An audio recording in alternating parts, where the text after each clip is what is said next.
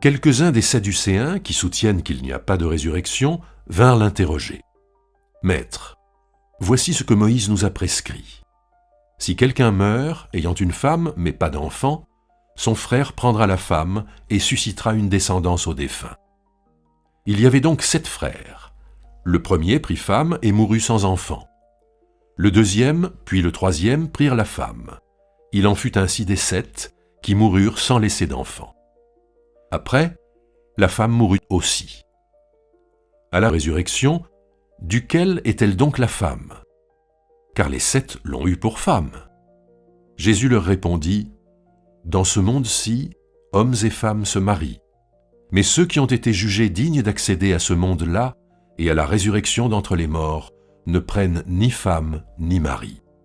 Ils ne peuvent pas non plus mourir parce qu'ils sont semblables à des anges et qu'ils sont fils de Dieu, étant fils de la résurrection. Que les morts se réveillent, c'est ce que Moïse a signalé à propos du buisson quand il appelle le Seigneur Dieu d'Abraham, Dieu d'Isaac et Dieu de Jacob. Or il n'est pas le Dieu des morts, mais des vivants, car pour lui, tous sont vivants. » Nous sommes donc dans cette partie de l'Évangile qui se situe entre l'arrivée de Jésus à Jérusalem et son arrestation. Et dans cette semaine qu'on appelle la Semaine Sainte, on voit souvent Jésus polémiquer avec différents interlocuteurs. Alors le récit d'avant, c'est la discussion à propos de l'impôt dû à César, qui était une question qui touche très spécifiquement les pharisiens, du rapport avec l'État, fidélité à Dieu, fidélité à César. Et puis là, Jésus a une sorte de polémique avec les Sadducéens à propos de la résurrection. Alors peut-être avant d'entrer dans le texte, quelques mots sur les Sadducéens. Donc en fait, on sait que différents courants du judaïsme sont présents au temps de Jésus et les Sadducéens sont ceux qui en fait sont autour du temple. Donc en fait, sont les gens, l'ensemble des gens qui finalement principalement vivent à Jérusalem et vivent de l'activité du temple, qui est une immense activité. Hein. Il faut quand même imaginer que Jérusalem, à l'époque, c'est une ville de 50 000 habitants à peu près, dans laquelle il y a des milliers de gens. L'industrie centrale de Jérusalem, c'est le temple. Il faut accueillir des pèlerins. On sait qu'au moment de la Pâque, il y a 250 000 ou 300 000 personnes. Donc ça demande un accueil absolument colossal.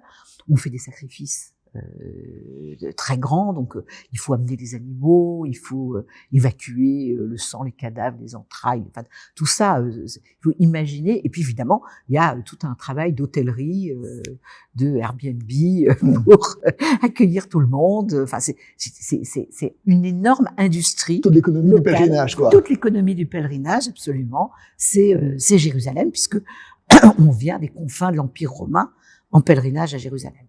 Donc les Sadducéens, leur truc, c'est le temple, les activités du sacrifice du temple.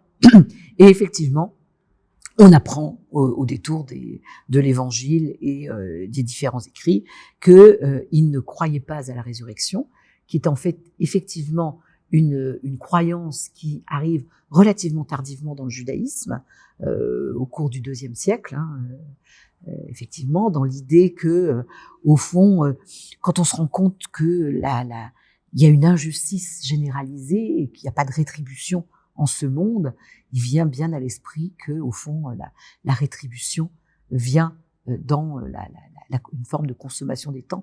Il faut préciser que cette croyance à la résurrection n'est pas celle que nous avons nous. Hein, c'est une sorte de résurrection finale, de l'idée que les morts seront relevés à la fin des temps, un peu comme dans la vision d'Ézéchiel où les ossements reviennent à la vie.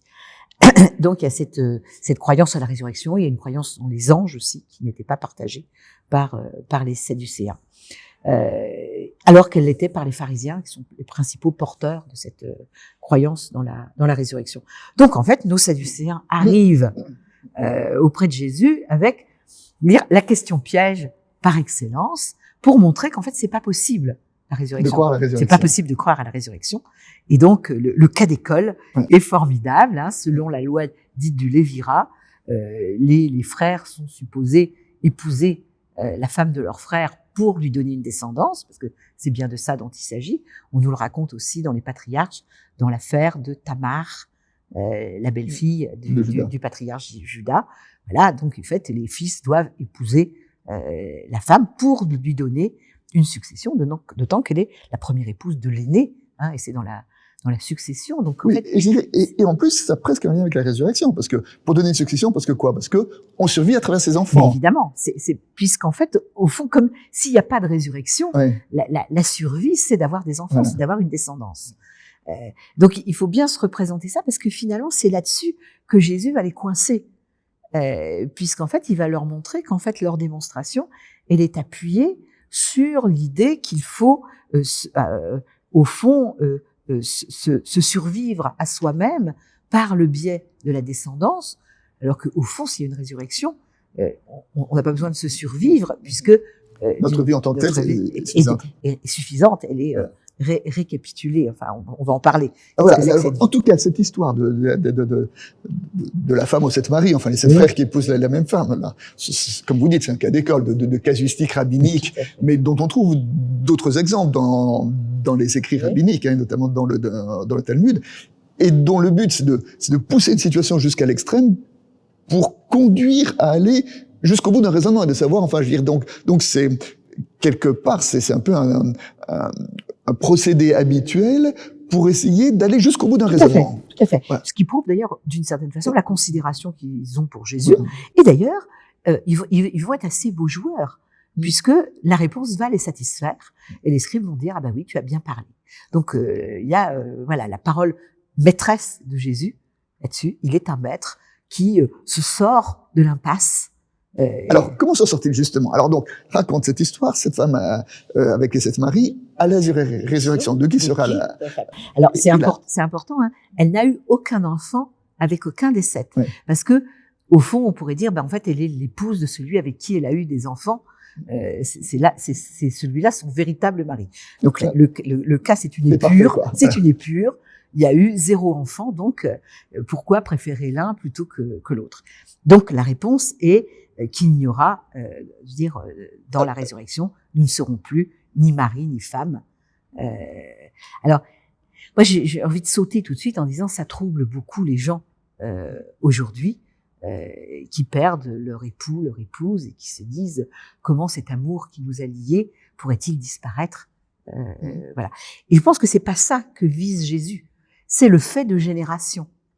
C'est-à-dire le fait que quand on a des époux, on est des époux qui font des enfants. C'est ça, on n'a plus besoin d'avoir On n'a d'enfants. plus besoin d'avoir d'enfants. En fait, ce que dit Jésus, c'est pas que le lien qui nous a unis à ceux qu'on aime, et tout particulièrement à ceux avec qui on a partagé notre vie, que ce lien se disparaît, mais bien qu'on n'a plus besoin d'avoir d'enfants parce que, je veux dire, on n'a plus besoin de se survivre à travers ses enfants. Donc, la sexualité, ce qui marque notre monde ici-bas, et que dans l'au-delà, il n'y a plus de sexualité. Alors, est-ce que c'est la sexualité ou est-ce que c'est la procréation? Ouais. Parce que d'une certaine façon, au temps de Jésus, on ne sépare pas les deux. Et nous appartenons à un monde dans lequel notre caractère sexué ne s'exprime pas seulement dans le fait que nous sommes capables de procréer, mais aussi dans le fait que nous avons des relations qui sont, je veux dire, voilà, d'hommes et de femmes. Est-ce que nous cesserons d'être des hommes ou d'être des femmes? Il n'y aura plus ni homme ni femme quand même. Ni homme ni femme, voilà. Donc, voilà. Mais ça me semble difficile Comme des anges. comme des anges, voilà. Et comme chacun sait, il semblerait que les anges n'aient pas de sexe, quoique, puisqu'ils ont des ailes pour se cacher les pieds. Ouais. Et que les pieds peuvent être un que les euphémisme. pieds sont un euphémisme pour évoquer une autre partie du corps. Peut-être ont-ils effectivement un sexe, sait-on jamais. Mm. Enfin, on saura peut-être, mais pour l'instant, nous n'en savons rien.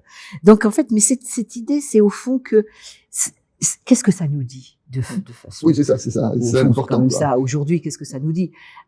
C'est que la vie éternelle qui nous est promise n'est pas une espèce de reproduction fut-elle belle et bonne et parfaite de notre vie ici-bas. Je veux dire, non, nous ne courrons pas en nous tenant par la main dans des jardins fleuris. Voilà, même s'il y a eu des représentations paradisiaques de cet ordre-là. Et ce qui permet d'ailleurs aux humoristes de dire que l'éternité, ça sera long, surtout vers la fin, parce que au fond, si effectivement ça consiste à prolonger ne serait-ce que les instants heureux de notre vie à l'infini, ben en fait, on a bien le sentiment qu'on va s'ennuyer, enfin, que c'est impossible. Donc en fait, ça nous dit bien que au fond, c'est d'un autre ordre. C'est d'un autre ordre, voilà, et que c'est quelque chose que nous avons du mal à nous représenter. Donc, au fond, ce que Jésus nous dit d'abord, c'est ce que ce n'est pas. Donc, ce n'est pas la prolongation éternelle de la vie. La résurrection, ce n'est pas la prolongation éternelle de la vie. Moi j'ai une petite question quand même, c'est que l'argument de Jésus en disant, en faisant référence à Moïse au buisson ardent et à Dieu qui déclare « Je suis le Dieu d'Abraham, le Dieu d'Isaac, le Dieu de Jacob », en quoi est-ce une réponse à la question C'est intéressant parce que en fait, Jésus maintient la croyance en la résurrection. Et finalement, qu'est-ce qu'il dit? Il dit « Dieu est le Dieu des vivants ». Oui. Au fond, qu'est-ce que c'est que le propre de Dieu? C'est d'être le Dieu des vivants. Et quand il dit qu'il est le Dieu de Jacob, il est le Dieu d'Abraham, il est le Dieu d'Isaac, il ne peut pas être le Dieu des morts. Le Dieu d'Israël n'est pas le Dieu des morts, il est le Dieu des vivants. Pour moi, c'est des choses qui me sont précieuses parce que je pense que, en effet, une façon de réfléchir pour nous aujourd'hui sur la résurrection, c'est de penser que effectivement, en Dieu, ceux qui ont quitté ce monde demeurent vivants, sont ressuscités dans la présence de Dieu. Moi, j'aime dire dans la mémoire de Dieu. Je trouve que c'est un joli mot au fond, que au fait, la mémoire de Dieu étant, me semble-t-il, un des lieux les plus vivants. Moi, je peux perdre la mémoire, même de ceux que j'aime. Mais Dieu, lui, ne perd pas la mémoire de ceux qu'il aime. Et c'est en cela que le Dieu à qui je donne ma foi est le Dieu des vivants. C'est le Dieu qui maintient vivant de façon dire absolue. Et finalement, nous ne serons jamais davantage vivants que dans la mémoire de Dieu. Et est-ce qu'on peut dire aussi que c'est peut-être du coup, à partir de notre vie, qu'on peut avoir une appréhension de la résurrection et en disant, voilà, c'est en vivant aujourd'hui une transcendance, enfin quelque chose qui dépasse le cadre et les limites de notre espace, que nous pouvons aussi, cette idée que ça dépasserait aussi les cadres et les limites de notre vie, de notre temps. Oui, et au fond, c'est aussi se demander qu'est-ce que c'est que mon être qui est en communion avec Dieu. Dire, au fond, ce n'est pas moi avec mon compte en banque et mes espérances de retraite qui ont communion avec Dieu. C'est quelque chose de plus intime à moi-même et qui peut être d'ailleurs le lieu le plus intime qui au fond est appelé à cette vie. Et cet intime de moi qui est appelé à la communion de la vie divine, parce que, alors là, moi, je fais une profession de foi en disant, je ne crois pas que les humains aillent au néant. Je ne crois pas que les vies humaines disparaissent et aillent au néant. Il me semble que c'est ça que Jésus nous dit dans cette affaire provoquée par les Sadducéens. Au fond, ce qu'il dit, c'est que il y a la part la plus vivante, la plus intime de nous, de nous-mêmes. Cette part-là est ressuscitée, reprise et d'une certaine façon, je dirais happée par la vie en Dieu. Voilà, nous sommes obligés, ne l'oublions pas, à la fin de l'Évangile, et Jésus sera mis à mort par ses Sadducéens d'ailleurs, enfin par les chefs des Sadducéens. Et pourtant, alors que il est dans cette atmosphère mortifère, etc., eh ben, il vient avec force nous dire une parole de vie.